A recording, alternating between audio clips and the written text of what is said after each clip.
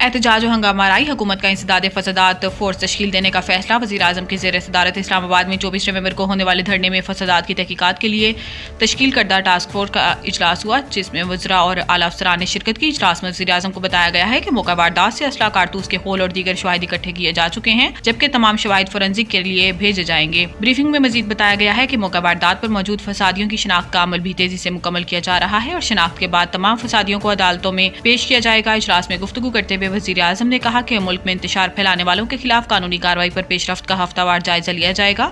انہوں نے ہدایت کی ہے کہ دھرنوں میں قانون پامال کرنے والوں اور سرکاری املاک کو نقصان پہنچانے والوں کو قانون کے مطابق سزائیں دی جائیں۔ شہباز شریف کا کہنا تھا کہ بیلاروس کے صدر کے پاکستان کے سرکاری دورے کے وقت وفاقی دارالحکومت پر لشکر کشی کی گئی، جو شدید شرمندگی کا باعث بنا۔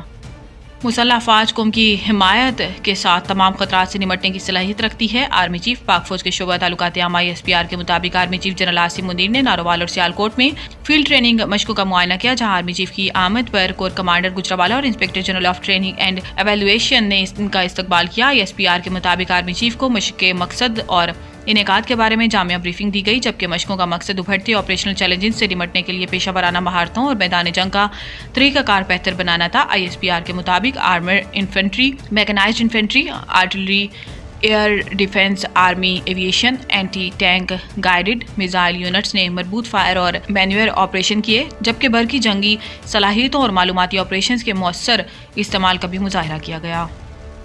فیک نیوز پر 5 سال قید یا 10 لاکھ روپے جرمانے کی سزا ہوگی۔ سائبر کرائم ترمیمی بل تیار۔ حکومت نے سائبر کرائم ترمیمی بل کا ابتدائی مسودہ تیار کر لیا ہے، جس کے تحت ڈیجیٹل رائٹس پروٹیکشن اتھارٹی قائم کی جائے گی۔ ڈیجیٹل رائٹس پروٹیکشن اتھارٹی کو سوشل میڈیا سے مواد بلاک کرنے یا ہٹانے کا اختیار ہوگا، اور اتھارٹی قانون نافذ کرنے والے اداروں یا کسی شخص کے خلاف مواد ہٹانے کے احکامات جاری کر سکتی ہے، جبکہ قانون نافذ کرنے والوں سمیت دیگر اداروں یا کسی شخص کے خلاف خبر دینے اور دہشت گردی پھیلانے والا مواد ہٹا دیا جائے گا۔ اتھارٹی کے پاس ریاست اور ریاستی اداروں کے خلاف نفرت پھیلانے سے متعلق مواد کو بھی ہٹانے کا اختیار حاصل ہوگا۔ ترمیمی بل کے تحت کسی شخص کو ڈرانے، جھوٹا الزام لگانے اور پورنوگرافی سے متعلق مواد کو بھی ہٹایا جا سکے گا، جبکہ جان بوجھ کر جھوٹی معلومات پھیلانے، خوف و ہراس اور بدگمانی پیدا کرنے والوں کو 5 سال قید یا 10 لاکھ روپے جرمانے کی سزا ہوگی۔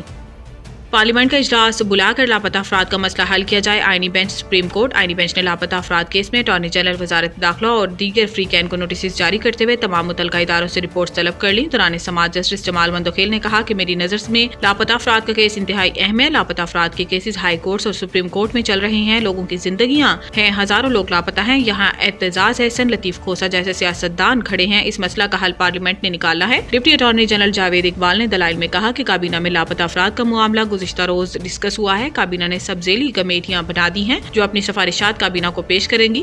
حکومت لاپتہ افراد کا معاملہ حتمی طور پر حل کرنا چاہتی ہے۔